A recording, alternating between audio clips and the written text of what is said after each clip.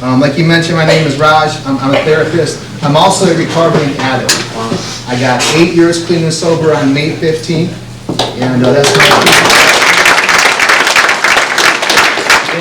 that's 8 years of real clean time. No Suboxone, no methadone, no sip of wine, no hit off of a joint. It's the gold standard of sobriety. And so what brought me into becoming a therapist and going to the next level is that, many of us in this room have lost someone we love and care about. And that's the common story. And so what's happened is that things have changed, and we're losing about, one person every day in each county to an overdose. And so America is about 5% of the world's population, and we consume 99% of the world's Vicodin. For 5% of the world's population, we consume 40% of the world's illegal drugs. For 5% of the world's population, we consume about 80% of the world's OxyContin. We don't have 80% of the world's pain. Is that making sense? Mm-hmm. And so what happens is, I had a close friend named Jerry, and he was married to Kimmy. And Jerry and Kimmy were married, and Jerry was working at the Chrysler stamping plant. And I got a phone call from Kimmy, and she says, Jerry died of an overdose. Now, I can't tell you that I'm surprised because I knew that Jerry was using, and I started kind of processing then, the grieving, denial. I'm starting to feel angry. And she goes, the story gets worse. I'm thinking, well, how the hell did the story get any worse? She goes, I'm pregnant. And I go, no. And she goes, and I'm doing heroin too.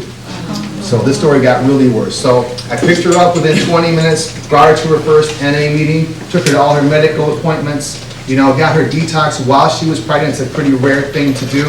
And so after the baby was born, after we got done burying Jerry, I go to the Godfather ceremony at St. Anastasia's Church in Troy.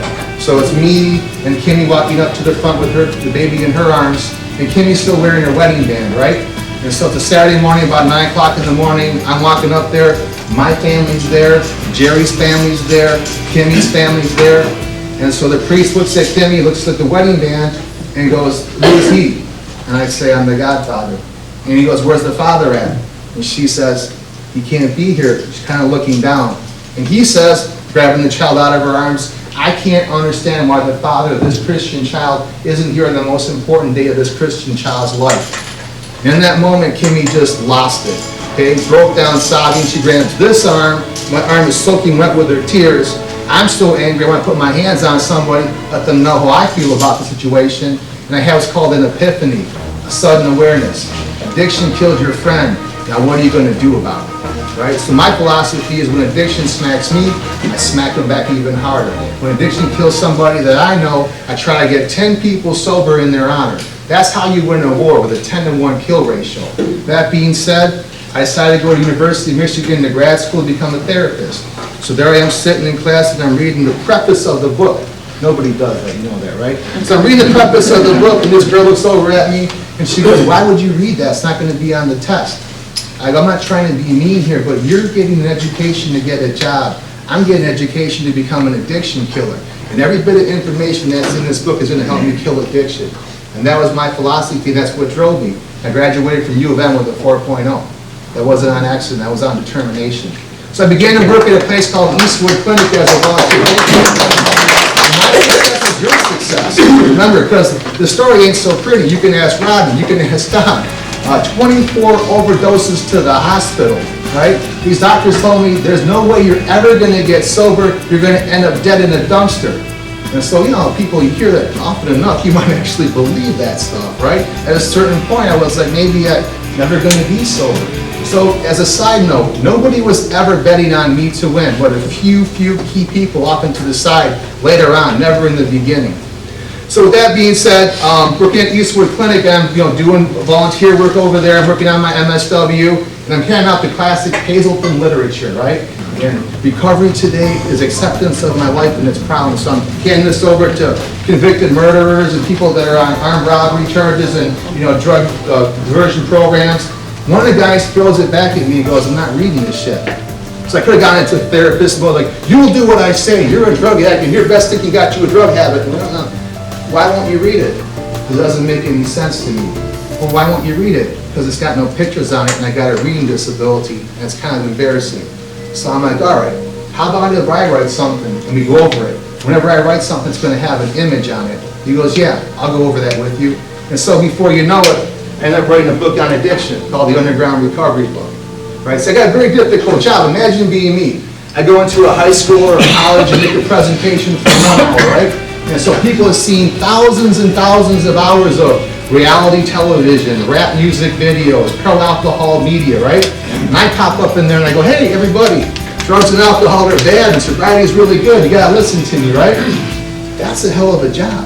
And so I gotta have all kinds of angles on that. So what I've done, you gotta promote, right? So promotion is very important. So we have some t-shirts made up, and so I began thinking, okay, we gotta have something cool, like fortune favors the bold. And at the very end, we're gonna play my video for the song called Fortune Favors the Bold. That took me 4 years to write, because by the way, it's hard to make Fortune Favors the Bold work in a chorus, okay? It's a difficult thing to do. But I did. So, we got a t-shirt, Fortune Favors the Bold, we got some drug-free fists on it, looks pretty cool, right? Imagine if my t-shirt said, I can't get high, I'm in drug court. You want to wear that t-shirt to school? You want to wear it around the house? You got to sell recovery. We're not trying to make it look bad. But see, it's getting more complicated. Why not kind of tie it into what we're all about? Detroit hustles harder. That means what you want it to mean. That can mean spiritually hustles harder. Academically hustles harder. Gets more people sober, hustles harder. But here's where parents get upset. So I got a 15-year-old kid comes into my office, and give me a lecture on cannabis and how it's going to change the world, and I should smoke weed and join him, right? At a certain point, we're not getting along too well, and he goes, you understand something, Raj? You know that Bob Marley's my hero, and he smoked pot every single day, and I'm a guitar player too, and I'm going to smoke pot every day and be like Bob Marley. And that's why I say, you weren't ever going to be like fucking Bob Marley, because when you smoke pot, you can't even go to school, you can't even do your homework, you can't even do your chores. When Bob Marley smoked marijuana, he never missed a concert, and his mom never came to my office with tears in her eyes. That's where I'm going with this. By the way, so we give a kid a t-shirt, and I convince him, try 30 days of sobriety, and do a few other techniques as well. Then he shows the t-shirt to his mom and goes, look, Mom, what his shirt has on the back of it. Mom rolls her eyes, oh my God, who I brought my son to? What the hell's going on, right? I'm like, yeah, well, let's see what happens in 90 days. So 90 days later, he's wearing this shirt to my office, and I say, hey, Mom, your son has 90 days sober now. And she goes, yeah. And I go, how do you feel about that t-shirt now? And she goes, Raj, I love that t-shirt. This shit is complicated. We're trying to sell recovery, and it's a difficult job to do. Is that helpful to understand?